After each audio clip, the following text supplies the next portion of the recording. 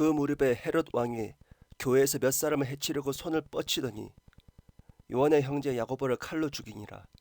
그 일이 유대인들을 기쁘게 한 것을 알고서 그가 베드로도 잡고자 하더라. 그때는 무기절 기간인더라. 그가 베드로를 잡아서 감옥에 가두고 4명씩 4조의 병사들을 붙여 교대를 지키게 하니 이스터가 지나면 그를 백성들 앞에 끌어낼 의도였더라. 사도행전 12장 1절에서 4절 말씀. 헤롯은 먼저 야고보를 죽였습니다. 그리고 나서 유대인들의 찬성에 부응하여 베드로도 죽이려고 하였습니다. 그러나 마침 명절에 있어서 당장 죽이지는 못하였습니다. 우리는 이것을 통해서 사탄이 아무리 큰 권세가 있다고 하여도 하나님의 허락하심이 없다면 아무런 능력을 낼 수 없다는 것을 볼 수 있습니다. 이것은 하나님께서 사탄에게 욥의 생명만은 취하지 말라고 제한사항을 거셨던 것 같습니다. 그리하여 베드로는 감옥에 갇혔으나 교회가 그를 위하여 하나님께 쉬지 않고 기도하더라. 사도행전 12장 5절 말씀. 우리는 여기에서 예루살렘 교회가 시민단체로 의견을 내놓지 않고 보석금을 지불하지 않고 돈으로 매수하지도 않고 오직 하나님께 기도로서만 간구하는 모습을 봅니다. 우리의 환난과 고난은 단지 육체에 해당하는 것이 아니라 본질은 영적인 싸움이 진행되는 과정입니다. 그러므로 모든 것을 자신의 뜻으로 하지 않고 하나님께 아뢰어야만 하는 것입니다. 또한 온 교회가 그 형제를 위하여 중보 기도를 하는 것을 봅니다. 형제의 환난과 고난에 대하여 합심하여 중보 기도는 큰 힘을 낼 수 있으며 쉬지 말고 기도하는 것입니다. 헤롯이 그를 끌어내려고 한 그날 밤 베드로는 두 병사 사이에서 두 쇠사슬에 묶인 채 자고 있었고 또 간수들은 문 앞에서 감옥을 지키고 있었는데 보라, 주의 천사가 그에게 나타나니 감옥 안에 빛이 비치더라. 또 천사가 베드로의 옆구리를 쳐서 일으켜 말하기를 급히 일어나라고 하니 쇠사슬들이 손에서 벗겨지더라. 그 천사가 그에게 말하기를 띠를 두르고 내 신을 매라 하기에 그가 그렇게 하고 또 그에게 말하기를 내 겉옷을 걸치고 나를 따르라 하니 그가 나가서 그를 따라가면서도 천사가 하는 일이 현실인 것을 깨닫지 못하고 환상을 보는 줄로 생각하더라. 그들이 첫 번째와 두 번째 경비병을 통과하여 성읍으로 통하는 철문 앞에 당도하니 문이 저절로 열린지라. 그들이 나와서 한 거리를 지나자 곧 그 천사가 그에게서 떠나더라.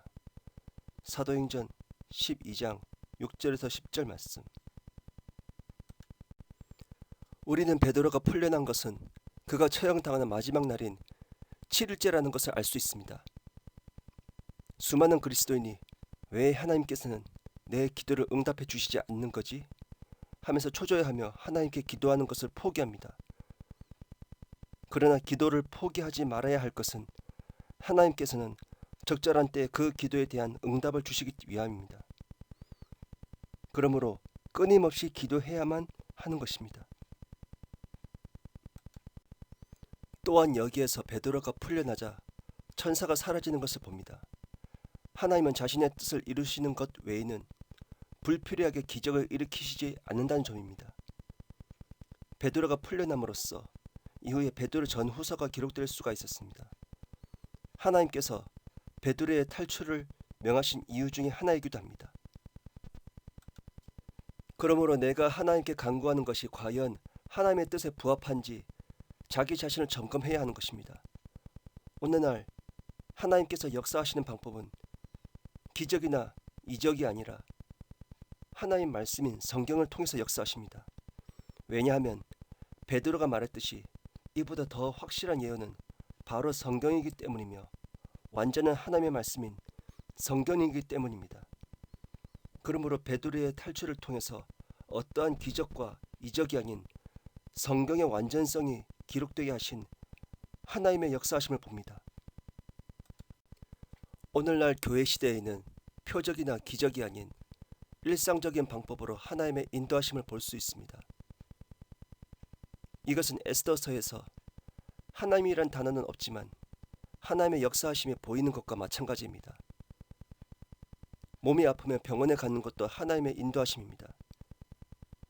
거짓 선지자들이 눈에 보이는 것을 강조하며 자신을 포장합니다. 그러나 이 세상에서 제일 큰 기적은 믿지 않는 사람이 믿게 되는 것입니다. 그러므로 우리는 병고침과 방언의 은사로 하나님의 인도하심을 변개하는 은사주의자들을 경계해야 하는 것입니다. 그러자 베드로가 정신이 나서 말하기를 이제 내가 확실히 알아노니 주께서 그의 천사를 보내시어 헤롯의 손과 유대 백성의 모든 기대에서 나를 구해내셨도다 라고 하더라. 그가 그 일을 생각하며 마가라고 하는 요한의 모친 마리아의 집에 오니 그것에서 많은 사람이 모여 함께 기도하고 있더라. 베드로가 현관문을 두드리니 로데라고 하는 이름하는 한 소녀가 들으려고 나왔다가 베드로의 음성인 것을 알고 기뻐서 현관문을 열지 않은 채 뛰어들었다가 현관 앞에 베드로가 서 있다고 말하니 그들이 소녀에게 말하기를 내가 미쳤다고 하더라. 그래도 그녀가 사실이라고 강하게 주장하니 그들이 말하기를 그것은 그의 천사라고 하더라. 베드로가 계속 문을 두드리니 그들이 문을 열고 베드로를 보자 놀라더라. 그러나 베드로가 그들에게 손짓으로 잠잠하게 하고 주께서 어떻게 자기를 감옥에서 이끌어내시는가를 그들에게 설명하고 또 말하기를 가서 이 일을 야고보와 다른 형제들에게 말해주라 하고는 그곳을 떠나 다른 곳으로 가니라. 날이 새자마자 병사들 가운데는 베드로가 어떻게 되었는가 하여 적지 않은 소동이 있더라. 그때 헤롯이 그를 찾았으나 찾지 못하자 간수들을 신문하고 그들을 사형에 처하라고 명령하더라. 그 후 그는 유대를 떠나 카이사랴로 내려가서 그곳에서 머무느니라. 사도행전 12장 11절에서 19절 말씀. 우리는 여기에서 예루살렘 교회의 중보기도가 마지막 날에 이르러 지쳐가고 있음을 봅니다. 어린 소녀 로데가 베드로가 왔다고 했을 때 내가 미쳤다라고 한 것입니다. 이것은 오순절 때에 유대인들이 이 사람들이 새 포도주에 취하였다처럼 기도의 응답에 대하여 회의적이었던 것입니다. 즉 하나님께서 반드시 응답을 들어주실 것이라는 것에 의심하는 것입니다. 그러나 우리는 다니엘의 고백을 묵상해봐야 합니다. 하나님께서 다니엘을 구해주시지 않을지라도 나는 하나님의 기도 응답을 의심하지 않는 것입니다.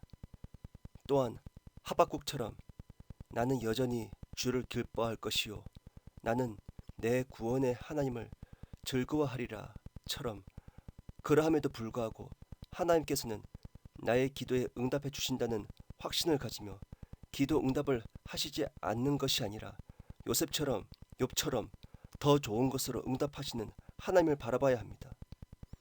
모든 일에 감사함이란 이런 것입니다. 그러함으로 인하여 우리는 하나님께 대한 선한 간증을 가질 수가 있는 것입니다.